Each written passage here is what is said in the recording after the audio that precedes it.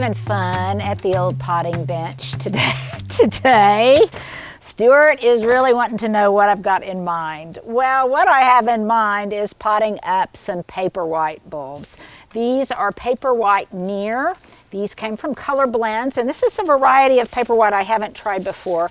But like Paperwhites, they're already prepped to bloom and be forced very, very easily. It is the end of November, but these will probably still be in bloom right at Christmas time and certainly before New Year's. So I'm going to do them a couple of different ways. Number one, you've probably seen this before, and that's I'm just going to plant them in gravel. All you need for that is some kind of waterproof container. This is, it's got to be about 3 inches in depth. This one is that. These are 2 little things, you guys, that are kind of cute. This is another Goodwill find. This is part of a casserole dish that I found. It's in that galvanized metal I like. I found this bowl that fits on top, so this will look great in my kitchen.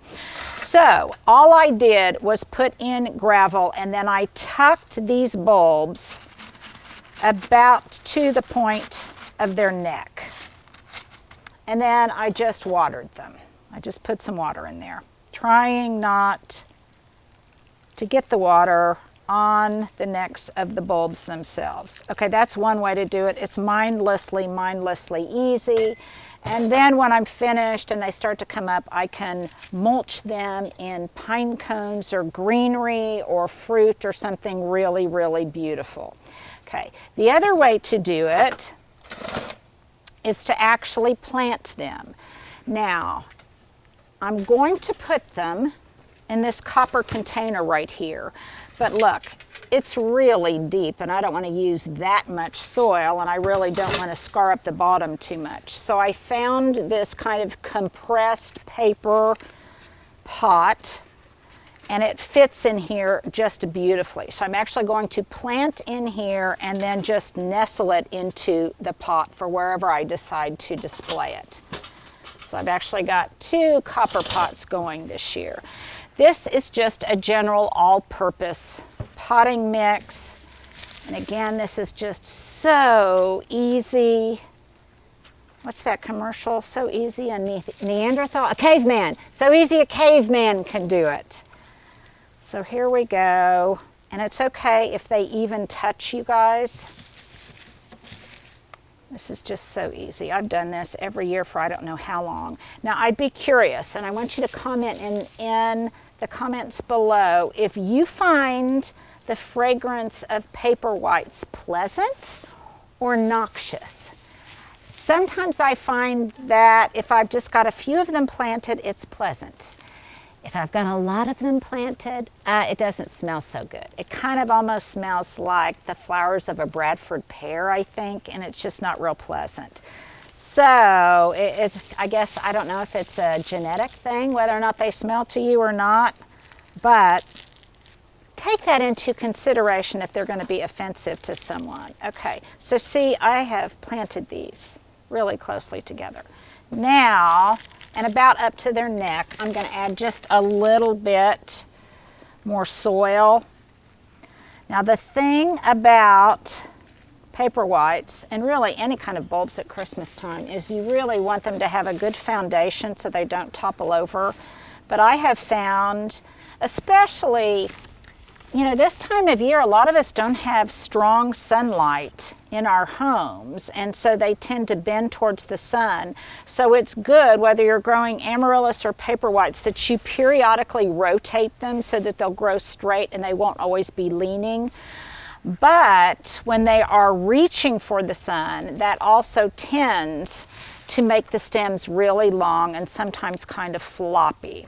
So here is where the alcohol comes in. Now, as Stuart pointed out, these aren't necessarily cheap bottles of alcohol. This is a vodka and this is a gin, and you can use either one. Feel free to get whatever is the cheapest thing that you can find on the shelf and use them.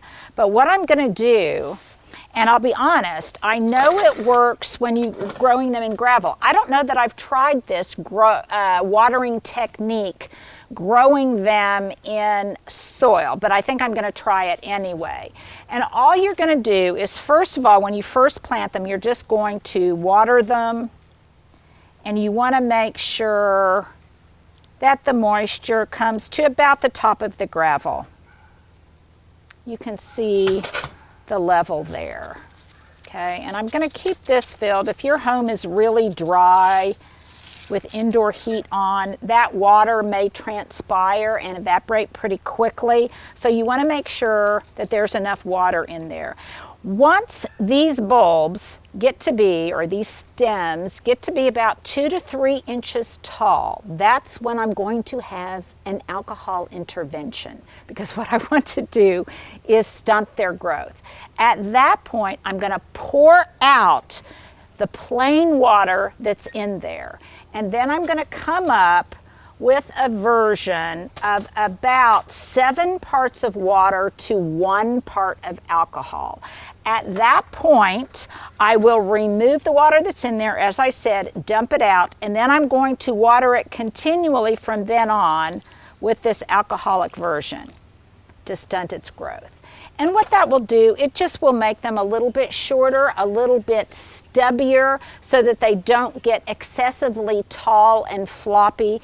Now, I have found that most of the time, whenever I grow Paperwhites, they tend to do that. They get really tall. Even when I use this magical elixir, not quite as tall as they would without it. But a lot of times I find that I have to put in some kind of support, and I can do that in a number of different ways, and I'll probably show you some of those ways after they get tall enough so that it makes for a little bit better show and tell. But in the meantime, go ahead and pot up your Paperwhites, and then when you get them all beautiful and lovely, then to congratulate yourself, you can make yourself a drink.